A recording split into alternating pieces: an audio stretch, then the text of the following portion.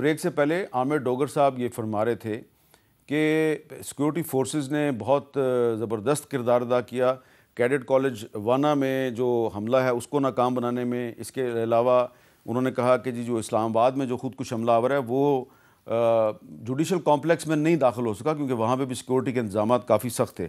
ہمیں یہ چیز جو ہے اس پہ غور کرنا چاہیے کہ کافی عرصے کے بعد یہ جو دہشت گرد ہیں انہوں نے سافٹ ٹارگٹس کو اٹیک کرنا شروع کیا ہے۔ پہلے یہ عام شہریوں کو اسکولوں پہ، ہسپتالوں پہ، عدالتوں پہ حملے کرتے تھے، لیکن پھر انہوں نے بند کر دیے تاکہ سیکورٹی فورسز اور پبلک کے درمیان ایک گلف پیدا کی جائے۔ لیکن اب انہوں نے اچانک دوبارہ تعلیمی اداروں کو ٹارگٹ کرنا شروع کر دیا۔ اس کی کیا وجہ ہے؟ اس کی وجہ یہ ہے فوج اور دیگر قانون نافذ کرنے والے اداروں کی جو کاروائیاں ہوتی ہیں وہ اس اسٹریٹجی کے ذریعے اس کو نمایاں کامیابیاں ملتی ہیں۔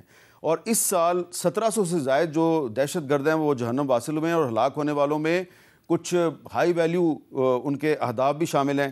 اور پاک فوج نے اپنی جو بہترین حکمت عملی ہے، ٹیکنالوجی ہے، ٹیکنیکل مانیٹرنگ ہے اور ڈرونز کے ذریعے دہشت گردوں کی نقل و حرکت کو محدود کیا ہے، جس سے ان کو بہت نقصان ہوا ہے، اور انہوں نے اپنی حکمت عملی تبدیل کیا ہے اور سافٹ ٹارگٹس جو ہے ان کو اٹیک کرنا شروع کر دیا ہے، جو کہ ایک لمحہ فکری اب یہ ہے ہمارے لیے۔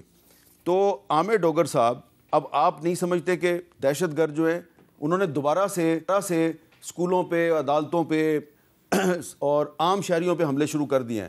وقت آ گیا ہے کہ حکومت اور اپوزیشن اس معاملے پہ اکٹھی ہو۔ اور آج جو آپ کا خیبر پختونخوا کا امن جرگہ ہے اس نے یہ سفارش کی ہے کہ داخلی سیکورٹی کے لیے تمام جو ذمہ داری ہے پولیس اور سی ڈی ڈی کے حوالے کی جائے، کسی بھی ملٹری آپریشن سے قبل صوبائی اسمبلی کو اعتماد میں لیا جائے۔ انہوں نے ملٹری آپریشن کی مخالفت نہیں کی، وہ کہہ رہے ہیں صوبائی اسمبلی کو اعتماد میں لیں، اور پاک افغان بارڈر کے تمام تاریخی تجارتی راستوں کو فی الفور کھولا جائے، اور مشترکہ مفادات کونسل کا اجلاس جو ہے وہ آئینی مدت کے مطابق بلایا جائے۔ یہ جو سفارشات ہیں اس پہ عمل درآمد کے لیے مرکز کو اور خیبر پختونخوا کی حکومت کو ایک پیج پہ آنا ہوگا۔ یقیناً میر صاحب، یہی تو بات ہم پہلے دن سے کہہ رہے ہیں کہ اگر مرکز جو کہ بڑا بھائی ہے اور پنجاب صوبوں میں بڑا بھائی ہے، مرکز پنجاب کی طرف تو ہمیشہ دیکھتا ہے، کیونکہ پنجابی ہی حکمران وفاق میں رہتے ہیں، اور سندھو صاحب کی پارٹی کا یہ وتیرہ رہا ہے پی ایم ایل این کا، اور باقی چھوٹے صوبے ہمیشہ محروم رہتے ہیں،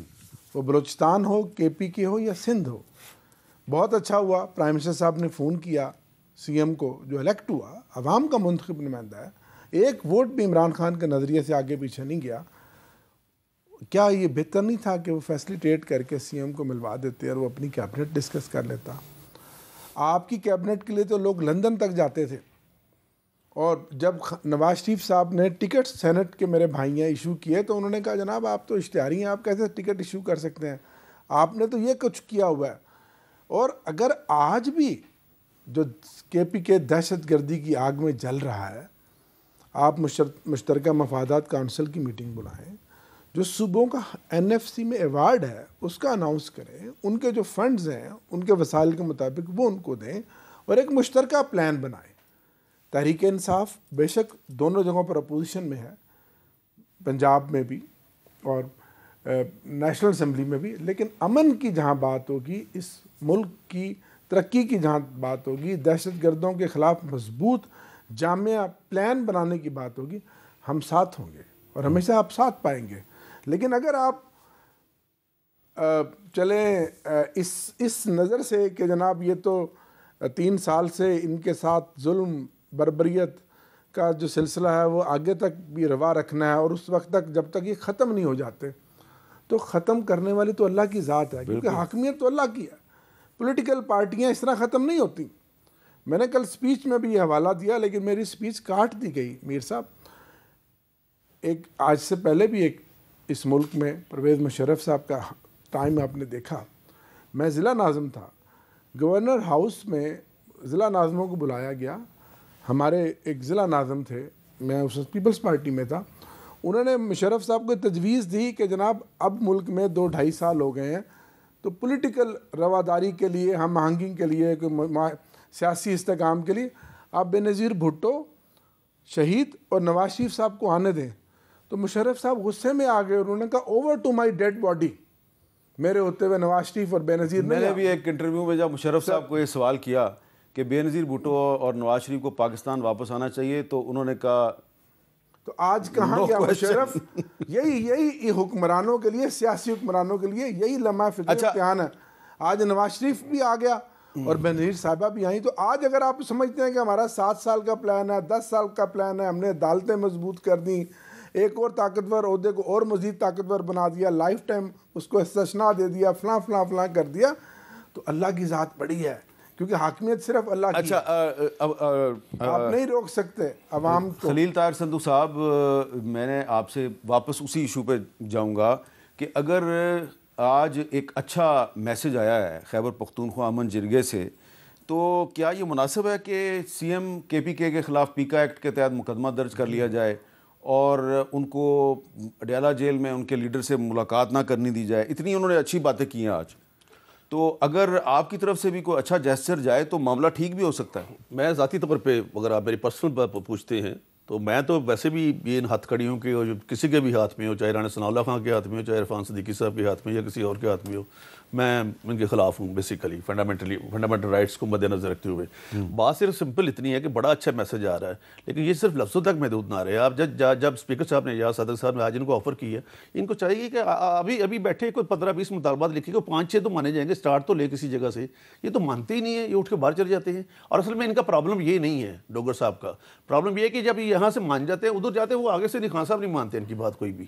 پر فیصل چودھری کس طرح سے ملاقات کر لیتا ہے ہر ہفتے؟ اگر آپ کہتے ہیں کہ ملاقات کا ٹائم بند ہے، وہ ہر ہفتے گیا ہوتا ہے وہاں پہ، اس کو کون ملواتا ہے؟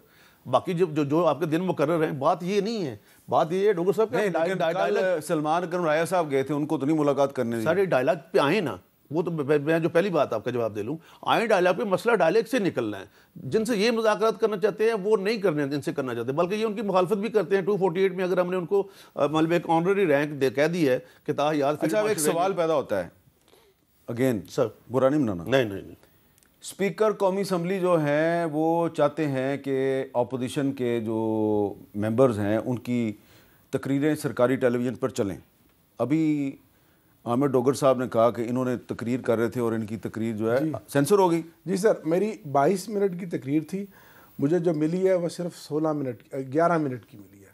آج محمود خان اچکزئی اسپیچ کر رہے تھے، پورا جس طرح آپ نے احتجاج میں میڈیا بلیک آؤٹ کر دیا، ٹی وی بند، سارا کچھ بند، وائی فائی بند۔ اچکزئی صاحب کی تقریر نہیں چلی؟ اچھا، اب سوال میرا آپ سے یہ ہے، صرف یہاں نہیں سر، ایک طرف آپ اتنے بڑی باتیں کرتے ہیں جمہوریت کے ڈائلاگ کی، اچکزئی صاحب کو 74 MNAs نے سگنیچر کر کے اپوزیشن لیڈر کی ریکوزیشن کو آج 20 دن ہو گئے ہیں۔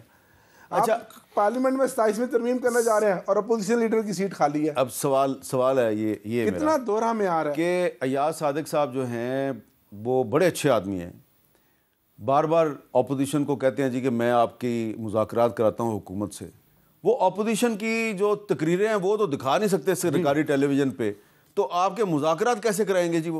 ارے میں دونوں باتوں کا یک وقت جواب دے دیتا ہوں سائملٹینسلی۔ ایک تو جو انہوں نے اپوزیشن لیڈر کی بات کی، وہ اسپیکر صاحب کے آفس نے اس کو مسئلے کو حل کرنا ہے، اسی طرح سینیٹ میں چیئرمین سینیٹ نے کرنا ہے، یہ اس میں اسمبلی کا کوئی رول میں کوئی رول نہیں ہوتا۔ اسپیکر صاحب کی آفر کی بات ہو رہی ہے نا، اسپیکر صاحب جسٹر دیں۔ دوسرا میں ذاتی طور پہ تو چاہتا ہوں کہ سینیٹ میں تو کام اس کا ایسا نہیں ہے، جو بھی ممبر اسپیچ کر دیتے، راجہ ناصر عباس صاحب کی تو کر دیتے ان کو۔ نہیں، وہ نہیں میں کہہ رہا، وہ تو گیلانی صاحب نے کرنا نا جی، اسپیکر اپنا جو چیئرمین آفس ہے، اور یہ ہونا چاہیے۔ اور باقی تقاریر میں یہ آواز پہ پابندی میں ذاتی طور پہ کہتا ہوں، آپ ایک طرف ڈائلاگ کوئی جسچر ہوتے ہیں نا، گورنمنٹ حکومت آگے بڑھتی ہے نا، سی ایم KPK کو ملنے دیں۔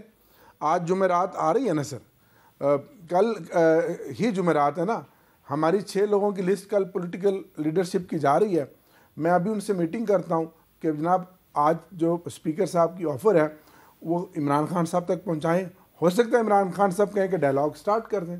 تو یہ پورا ایک پلان ہے عمران خان صاحب کو ہم سے کہ بالکل بڑی اچھی بات کی جی، ابھی کر لیں۔ ڈوگر صاحب کہہ رہے ہیں کہ اگر اسپیکر قومی اسمبلی ایاز صادق صاحب اپوزیشن لیڈر کے طور پہ محمود خان اچکزئی صاحب کا جو نام ہے اس کو اپروو کر دیتے ہیں، نوٹیفائی کر دیتے ہیں، تو ڈوگر صاحب کہہ رہے ہیں جی میں عمران خان صاحب کو پیغام بھیجوں گا کہ کل 6 لوگوں کی ملاقات ہے، 6 لوگوں کی ملاقات ہے، ان کے ذریعے میں پیغام بھیجوں گا جی کہ مذاکرات کریں۔ جی سر، وہاں سے بڑی اچھی آفر آ گئی جی۔